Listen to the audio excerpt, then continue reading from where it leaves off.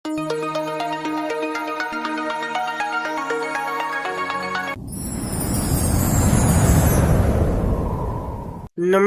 ગુજરાતના અધિકારી મિત્રો, આજે આપણે 12 જાન્યુઆરી 2026 નું મોસ્ટ ઇમ્પોર્ટન્ટ કરંટ અફેર એની સાથે જીકે અને જીએસ વિશે ચર્ચા કરવાના છે.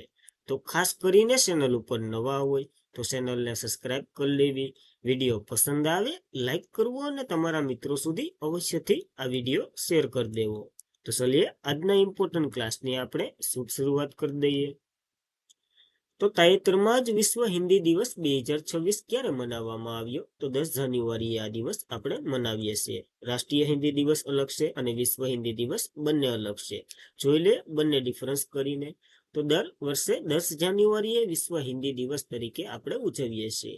આ દિવસ જે વર્ષે હિન્દી દિવસની ભાષાનો ઉપયોગને પ્રોત્સાહન આપવા આ ઉદ્દેશ્ય સાથે ઉજવવામાં આવે છે, જેનાથી રાજદ્વારી શિક્ષણ અને સાંસ્કૃતિક આદાન પ્રદાન સહિત આંતરરાષ્ટ્રીય પ્લેટફોર્મ પર હિન્દીનો ઉપયોગને પ્રોત્સાહન મળે છે. અને 2006માં આ દિવસ આપણે નાગપુરમાં પ્રથમ વિશ્વ હિન્દી પરિષદ યોજાયું હતું ને, જે શું કહેવાય ઇન્દિરા ગાંધીના સમયમાં ત્યારથી ઉજવીએ છીએ. અને આ ખાસ કરીને જે વિદેશમાં રહેતા હિન્દીઓ છે અથવા તો આ ભારતીયો છે એના માન યાદ અપાવવા માટે આ દિવસ ઉજવીએ છીએ. પ્રથમ વિશ્વ હિન્દી સંમેલનનું ઉદ્ઘાટન તાત્કાલિક વડાપ્રધાન ઇન્દિરા ગાંધી દ્વારા કરવામાં આવ્યું હતું. ત્યારબાદ તો મનમોહન સિંહ આપણા તાત્કાલિક વડાપ્રધાન હતા, એના દ્વારા 10 જાન્યુઆરીને થી દર વર્ષે આ એક સંમેલન અથવા તો હિન્દી દિવસ તરીકે જાહેરાત કર્યો હતો કે આ દિવસ આપણે મનાવીશું. પ્રથમ વિશ્વ હિન્દી પરિષદ 10 જાન્યુઆરી 1975 નાગપુર મહારાષ્ટ્રમાં યોજાયું હતું, જ્યારે છેલ્લું 12મી આવૃત્તિ 2023માં ફિજી ખાતે યોજાઈ હતી. તો આ બંને વચ્ચે ડિફરન્સ યાદ રાખવો આપણને ઇમ્પોર્ટન્ટ છે. ત્યારબાદ એક રાષ્ટ્રીય હિન્દી દિવસ છે, એની પર વાત કરી લઈએ. 14 સપ્ટેમ્બરે ઉજવવામાં આવે છે. 14 સપ્ટેમ્બર 1949 ના રોજ જે હિન્દીને સત્તાવાર ભાષા તરીકે જાહેર કરી હતી ને, એના માનમાં ઉજવવામાં આવે છે. અને આ દેવનાગરી લિપિ અપનાવી હતી, કારણ કે હિન્દી પર દેવનાગરીમાંથી ઉતરી આવી છે. 14 સપ્ટેમ્બરે રાષ્ટ્રીય હિન્દી દિવસ ઉજવવામાં આવે છે. અને બંધારણની 344મું કલમ અથવા તો અનુચ્છેદ છે ને, એને રાજભાષા આયોગની સ્થાપના કરે છે. પણ એના હેડ કોણ હોય એ તમારે કોમેન્ટ કરવાની છે. ઇમ્પોર્ટન્ટ છે એટલા માટે પૂછું છું, કારણ કે બંધારણમાં આમાંથી ઘણા ક્વેશ્ચન પૂછાઈ ગયા ભાષાને લઈને ખાસ કરીને. તો યાદ રાખવી. અને 8મી અનુસૂચિમાં હાલ કેટલી ભાષા છે એ પણ તમે કોમેન્ટ કરી શકો. ત્યારબાદ કયા રાજ્યના મુખ્યમંત્રીએ કેન્સર પ્રારંભિક નિદાન વેગ આપવા માટે આશાવાન મોબાઈલ યુનિટનો પ્રારંભ કરાવ્યો? હવે મોબાઈલ યુનિટ એટલે તમને ખબર જ છે, ફરતું ફરતું જે શું કહેવાય વાન.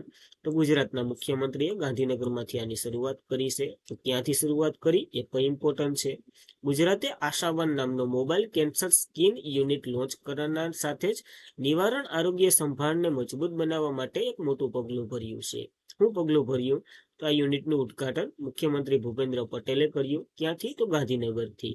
ખાસ મેડિકલ વાન ગામડાઓમાં જે દૂરના વિસ્તારોમાં લોકો સુધી આ સુલભ ન પહોંચે ને, એવા બધી વિસ્તારોમાં અદ્યતન આરોગ્ય સુવિધા પુગાડવાની છે. આનાથી તો કેન્સરનો પ્રારંભિક તબક્કે શોધી કાઢશું અને તેની સારવાર સમયસર થાય એટલે જીવન બચાવી શકીએ, એ ઉદ્દેશ્ય સાથે આને શરૂ કરવામાં આવ્યું છે. આ વાન ગામડામાં પરીક્ષણ કરવા જશે, જેનાથી સમયસર સારવાર અને જીવન બચાવી શકશું. અને આ મૂળભૂત રીતે જે વ્હીલ્સ પર ચાલતી એક નાની હોસ્પિટલ તરીકે આને સ્વરૂપ આપવામાં આવ્યું. આ બેનર 10 પ્રકારના કેન્સરો શોધી કાઢે અને એનું નિદાન પણ કરી શકે એટલી સક્ષમ ધરાવે છે આ વાન. તો ખાસ ઇમ્પોર્ટન્ટ બની રહી છે આપણા માટે. ભૂપેન્દ્ર પટેલે ગાંધીનગરથી શુભારંભ કરાવ્યો છે, તો એ યાદ રાખવું. આશા નામ આપ્યું છે, તો એ પણ યાદ રાખવું. ત્યારબાદ કયા દેશે રસ્તાના બાંધકામ માટે બાયોબ્યુટ્યુમિન વ્યાપારિક ઉત્પાદન કરનાર વિશ્વનો પ્રથમ દેશ બન્યો છે? તો ભારત આ સિદ્ધિ હાંસિલ કરી છે. હવે ભારત બાયોબ્યુટ્યુમિનથી રોડ બનાવવાનો છે. પહેલા આપણે ડામરથી બનાવતા હતા, હવે બાયોબ્યુટ્યુમિનથી બનશે. તો ભારત રસ્તાના બાંધકામ માટે બાયોબ્યુટ્યુમિન વ્યાપારિક ઉત્પાદન કરનાર વિશ્વનો પ્રથમ દેશ બન્યો છે. હવે એક સાદું બ્યુટ્યુમિન હોય, એ કાસા તેલમાંથી હાઇડ્રોજનનું કાળું શીકણું અને મિશ્ર હોય, જેનો ઉપયોગ આપણે રસ્તામાં જે બ્રાઇન્ડર એટલે કે ઓલું શું કહેવાય ડામર તરીકે આપણે વાપરીએ છીએ, એ તો ખબર જ છે. હવે એમાંથી આપણે બાયોબ્યુટ્યુમિન બનાવવાનું છે, એટલે કે આ અલગ છે, ઓલું અલગ છે.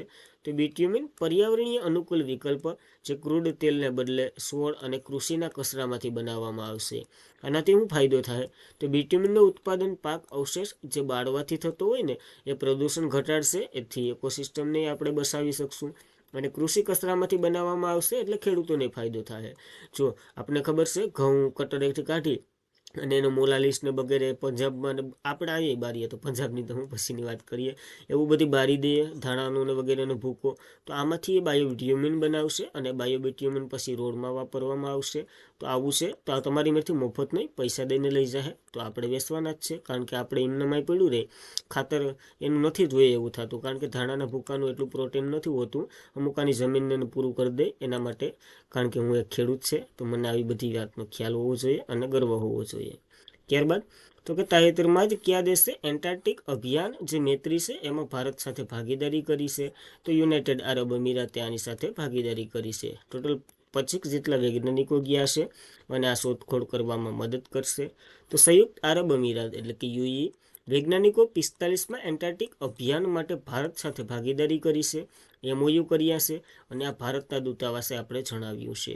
આ તો કે ખાલિદ યુનિવર્સિટીની એક ટીમ મૈત્રી સંશોધન સ્ટેશન પાસે ભારતના 45માં એન્ટાર્કટિક અભિયાનમાં જોડાયું. આ સહયોગ બંને દેશો વચ્ચે આબોહવા સંશોધન, પૃથ્વી વિજ્ઞાન અને અવકાશ સાથે સંકળાયેલા અભ્યાસનો ઊંડાણ સહયોગ પ્રતિબંધ એટલે કે અભ્યાસ કરવાના છે અને શોધખોળ કરવાના છે. મૈત્રીની વાત કરીએ તો આપણું આ બીજું સ્ટેશન છે, કારણ કે ભારતે પેલું સ્ટેશન પ્રથમ દક્ષિણ ગંગોત્રી શરૂ કર્યું હતું. ક્યારે? તો કે 1983માં. ત્યારબાદ આનું બાંધકામ કર્યું હતું 1989માં અને તે સિરામાર એસોસ નામના ડુંગર વિસ્તાર પર આવેલું છે. મૈત્રીની આસપાસ એક મીઠા પાણીનું તળાવ છે એપો છે, જેને પ્રિયદર્શિની તળાવ કહેવામાં આવે છે. તો આ બધી ફેક્ટો પૂછાઈ ગયા. જીપીએસસી અને ખાસ કરીને એસએસસી અને વગેરે બેન્કિંગ વાળા એને બધી એક્ઝામો પૂછી લીધા છે, તો આપણને આપી વહી ગયું તો ખાસ આ યાદ જ રાખવાના. ત્યારબાદ આર્કટિકમાં આપણું છે, આ બધી કરી વાત એન્ટાર્કટિકમાં છે. અત્યારે મૈત્રી 2 પર ચર્ચામાં છે, કારણ કે મૈત્રી 2નું કાર્ય પર પૂરું કરી દેવાનું છે. સાલવારી નથી લખતો, તમારે કોમેન્ટ કરી દેવાની છે. એક આંકડો તમારી સામે આવી ગયો, હવે એક આંકડો તમારે કરી દેવાનો છે. આ સંશોધન આપણું પેલું આર્કટિકમાં તો કે હિમાદ્રીના નામે છે, જે 2008માં આપણે શરૂ કર્યું હતું. આ હાલ કાર્યરત છે. મૈત્રી 2 પર મૈત્રી 1 કાર્યરત છે. એ મૈત્રી 2 કાર્યરત થાય પછી મૈત્રી 1ને આપણે ઓપ આપી દેવાના છે, એને જ અપગ્રેડ કર્યું ટૂંકમાં. ત્યારબાદ તાજેતરમાં જ કયા દેશે એશિસ સિઝન 2025-26 જીત્યું છે? તો ઓસ્ટ્રેલિયાની ટીમે જીત્યું છે. ખાલી આમાં કઈ બે ટીમ ભાગ લઈને એ ખબર હોય ને તો આ પ્રશ્ન આવડી જાય. જો ઇંગ્લેન્ડ ને ઓસ્ટ્રેલિયા બે ભાગ લે તો કાં ઇંગ્લેન્ડ જીતે કાં ઓસ્ટ્રેલિયા જીતે, બેમાંથી એક તો જીતે અને બેમાંથી એક હારે જ છે. તો 2025-26 એશિયન શ્રેણી ગુરુવારે સિડની ક્રિકેટ ગ્રાઉન્ડ ખાતે રમાયેલ આ 5મી ટેસ્ટ 5માં અંતિમ દિવસે ઓસ્ટ્રેલિયાએ ઇંગ્લેન્ડને 5 વિકેટથી હરાવી. તો બધી 5-5નો જ આંકડો આવ્યો છે. આ સાથે ઓસ્ટ્રેલિયા શ્રેણી 1માં વિજેતા રહ્યું છે. અને ઓસ્ટ્રેલિયા ઇંગ્લેન્ડ વચ્ચે રમાતો આ સૌથી જૂનો ટેસ્ટ ક્રિકેટ ઇવેન્ટ છે, તો એ પણ યાદ રાખવું. આમાં 5 મેચો હોય એટલે 5 મેચો હોય, દર 2 વર્ષે આનું આયોજન થાય છે. 2025-26માં જે 21 નવેમ્બરથી શરૂ થયું હતું 8 જાન્યુઆરી સુધી હાલ્યો હતું 2024 સુધી. અને પ્લેયર ઓફ ધ સિઝન તરીકે મિશેલ સ્ટાર જે ઓસ્ટ્રેલિયાના છે એને પસંદ કરવામાં આવ્યા. ઇંગ્લેન્ડે પહેલું વહેલું આયોજન કર્યું હતું 1882માં, એમાં પણ ઓસ્ટ્રેલિયા જીત્યું હતું અને ઇંગ્લેન્ડ હાર્યું હતું. તો સૌથી સારી ટીમની વાત કરીએ તો ઓસ્ટ્રેલિયા છે, તો એ પણ યાદ રાખવું ઇમ્પોર્ટન્ટ છે, એટલા માટે કીધું યાદ. ત્યારબાદ ભારતમાં મહિલાઓ માટે ટોચના સૌથી 10 શહેરો સુરક્ષિતમાં ટોચનું શહેર કયું નામ આપવામાં આવ્યું છે? તો બેંગ્લોરને મહિલાઓ માટે સૌથી સુરક્ષિત શહેર તરીકે નામ આપવામાં આવ્યું છે. જોઈ લઈએ તો અવતાર ગ્રુપ જે ભારતીય મહિલા માટે ટોચના શહેરોમાં દ્વારા બહાર પાડવામાં આવેલ એક અહેવાલમાં બેંગ્લોરે ભારતભરમાં આગ્રણીય કાર્યક્ષમ સાંસ્કૃતિકમાં નંબર 1 શહેર તરીકે જાળવી રાખ્યું છે પોતાનો પ્રાંત. આ અહેવાલ એક રેખાંકિત સમાવેશ સૂચનાત્મક અભ્યાસ અને ભારતની શહેરી મહિલાની ભાગીદારી, સલામતી, કારકિર્દી વૃદ્ધિ કેવી રીતે સક્ષમ બને, ટ્રેક ટોચના મોડલ શહેરોની પસંદગી કરવામાં આવી છે. તેમાં પહેલા નંબર ઉપર બેંગ્લોર છે, જે કર્ણાટકનું કેપિટલ છે. બીજા નંબર ઉપર તમિલનાડુ છે, જે તમિલનાડુનું કેપિટલ છે. ત્રીજા નંબર ઉપર મહારાષ્ટ્રનું પુણે છે, પણ મહારાષ્ટ્રનું કેપિટલ નથી. અને ચોથા નંબર ઉપર અમદાવાદ છે, જે ગુજરાતનું કેપિટલ નથી. તો ખાસ આ 4 જેટલા શહેરો યાદ રાખવાના. એમાં પહેલું અને અમદાવાદ તો યાદ જ રહેવું જોઈએ. ત્યારબાદ સરસ મેળો 2026નું આયોજન કયા રાજ્યમાં કરવામાં આવી રહ્યું છે? તો આનું આયોજન આંધ્રપ્રદેશમાં થઈ રહ્યું છે. આ વખતે નવી દિલ્હીમાં નથી થઈ રહ્યું, તો એ પણ યાદ રાખવું. 28મો સરસ મેળો 2026 આંધ્રપ્રદેશના ગુંટુરમાં 7 થી 18 જાન્યુઆરી 2026 દરમિયાન યોજાવાનો છે. પ્રથમ વખત રાષ્ટ્રીય સ્થળે આ કાર્યક્રમ ક્યાં યોજાઈ રહ્યો છે? અને આ મેળો તમામ રાજ્ય કેન્દ્ર શાસિત પ્રદેશની જે મહિલા સ્વ જૂથો છે ને એને પ્રોત્સાહન આપવા માટેનો એક ઉત્સવ છે, જેમાં લગભગ 300 થી મહિલાઓની કારીગરી ઉદ્યોગ સાહસિકો ભાગ લે છે. આ કાર્યક્રમનો ઉદ્દેશ્ય ટકાઉ આજીવિકા દ્વારા મહિલાઓને જે શું કહેવાય સ્વજૂથો છે એના સભ્યને આર્થિક સશક્તને પ્રોત્સાહન આપવા માટેનો આ એક રાષ્ટ્રીય સ્તરનો કાર્યક્રમ છે. તો ઇમ્પોર્ટન્ટ છે, તો આપણને યાદ રહેવું જોઈએ. ત્યારબાદ ભારતીય ભાષા પર ત્રીજો આંતરરાષ્ટ્રીય પરિષદ 2026 ક્યાં યોજાયો છે? તો આનું આયોજન નવી દિલ્હીમાં થયું છે અને આપણા ઉપરાષ્ટ્રપતિ કોણ છે એના દ્વારા આનું ઉદ્ઘાટન થયું છે. તો ભારતના ઉપરાષ્ટ્રપતિ સીપી રાધાકૃષ્ણ નવી દિલ્હીમાં ભારતીય ભાષા પર ત્રીજો આંતરરાષ્ટ્રીય પરિષદનું ઉદ્ઘાટન કર્યું. બંધારણની 8મી અનુસૂચિમાં ભારતીય ભાષાના વિવિધ માન્યતા આપે છે અને જેની પુષ્ટિ કરે છે. સીપી રાધાકૃષ્ણ ઉપરાષ્ટ્રપતિ તેમણે કહ્યું છે સાંસ્કૃતિકનો અંતરાત્મા છે આ જે પરિષદ યોજાય ને એને, અને આપણી ભાષા વિશે તો કહ્યું છે. ઉદ્દેશ્ય તો વૈશ્વિક સ્તરે ભારતીય ભાષાનું જતન કરવું, અભ્યાસ અને પ્રોત્સાહન આપવું. હમણાં જ હિન્દી વિશે આખો પેરેગ્રાફ જોઈ ગયા છે, પેલો જ પ્રશ્ન, તો એ અને આ બે ભેરો કરી દેવાનું, એટલે ઇમ્પોર્ટન્ટ પ્રશ્ન બની જાય બંને, તો યાદ રાખવું. ત્યારબાદ સોમનાથ સ્વાભિમાન પર્વ 2026 ની પ્રાણ પ્રતિષ્ઠાના કેટલા વર્ષની ઉજવણી છે? તો 75 વર્ષની ઉજવણી છે, કારણ કે મોહમ્મદ ગઝનવી જ્યારથી તોડીને ગયો ત્યારથી લઈ અને આજ સુધીનો આ ઇતિહાસ દર્શાવે છે 1000 વર્ષનો. તો વડાપ્રધાન નરેન્દ્ર મોદી 3 દિવસીય ગુજરાતની મુલાકાતે છે, એમાં ખાસ કરીને સોમનાથની હેલિકોપ્ટર મારફતે રાજકોટથી સોમનાથ પહોંચાડવામાં આવ્યા છે મોદીજીને આપણા ખર્ચે. પ્રથમ જ્યોતિર્લિંગ સોમનાથ મહાદેવના સાનિધ્યમાં યોજાયું હતું. સોમનાથ સ્વાભિમાન પર્વ 2026 નું આયોજન થયું એના માટે આવ્યા છે અને 10 જાન્યુઆરીની સાંજે સહભાગી થશે. સોમનાથ ટ્રસ્ટ મંદિર ટ્રસ્ટની જે બેઠક છે એ પીએમ મોદી એ એટલે કે હમીરજી સર્કલ પગપાળા સોમનાથ મંદિર પહોંચ્યા. ટૂંકમાં પેલા બેઠક પૂર્ણ કરી અને આના હેડ જે સોમનાથ ટ્રસ્ટ છે એના હેડે પોતે પીએમ હોય છે અને હાલ નરેન્દ્ર મોદી છે, તો ખાસ એ પણ યાદ રાખવું. પછી હમીરજી સર્કલ થી થઈ અને પગપાળા ક્યાં તો કે સોમનાથ મંદિરે પૂગ્યા. ત્યાં તો કે દિગ્વિજય દ્વારા સાધુ સંતોના સ્વાભિમાન અને ચીલ્યું અને 72 કલાક સુધી ઓમકારનો જપ કર્યો. 72 કલાક નથી દેખાતું પણ જોઈએ, 72 કલાક સુધી જાપ કર્યો છે.